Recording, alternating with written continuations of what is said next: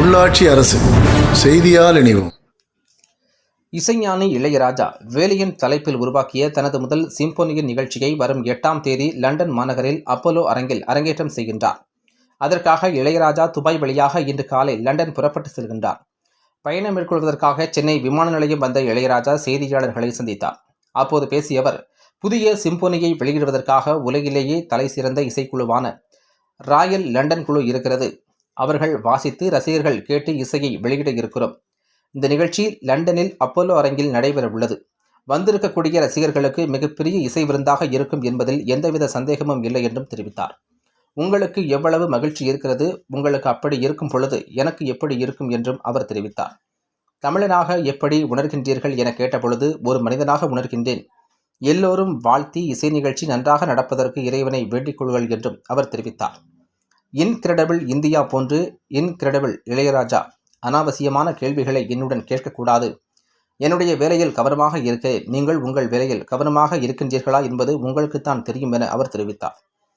எல்லோரும் சேர்ந்துதான் நாம் நம்முடைய பெருமையை தான் அங்கே போய் நான் பறைசாற்றுகின்றேன்.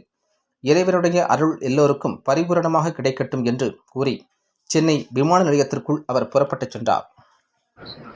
எல்லோருக்கும் வணக்கம்.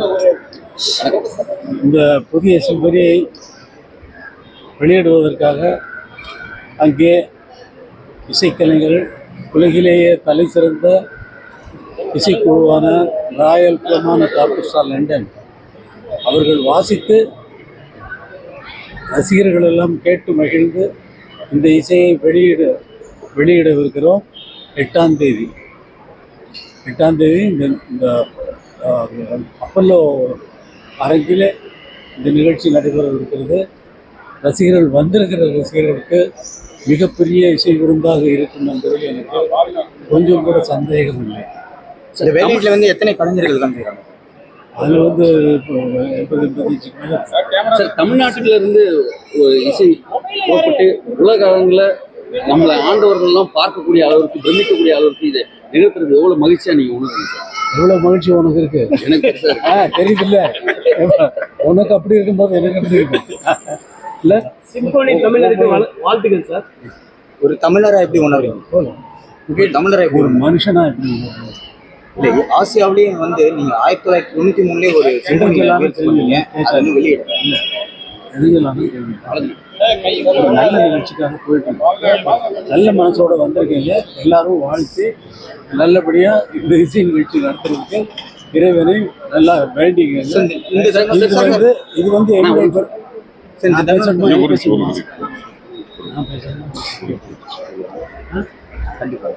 இது என்னுடைய பெருமை இல்லை, இது நாட்டினுடைய பெருமை, இந்தியாவுடைய பெருமை.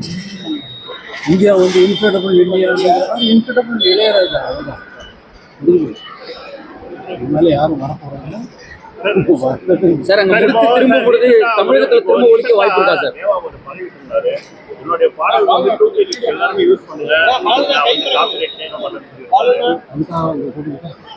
சார், மீண்டும் தமிழர்கள் கேட்பதற்கு மீண்டும் இங்கே இசைக்க வாய்ப்பு இருக்கா தமிழ்நாட்டில்?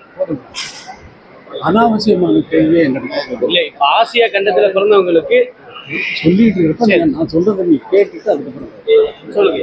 அனாவசியமான கேள்விகளை எங்களுக்கு நான் வந்து என்னுடைய வேலையில் மட்டும்தான் கவனமாக, நீங்கள் உங்கள் வேலையில் கவனமாக இருக்கிறீங்களா இல்லையாங்கிறத உங்களுக்கு தான் தெரியும். அதனால் உங்கள் மேலே ஒன்றும் இல்லை, எல்லாம் நீங்கள்லாம் சேர்ந்து தான்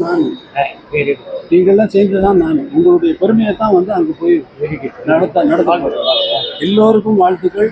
இறைவனுடைய அருள் எல்லோருக்கும் பரிபூர்ணமாக மீண்டும் இந்த தருணத்தில் உங்களுடைய தாய்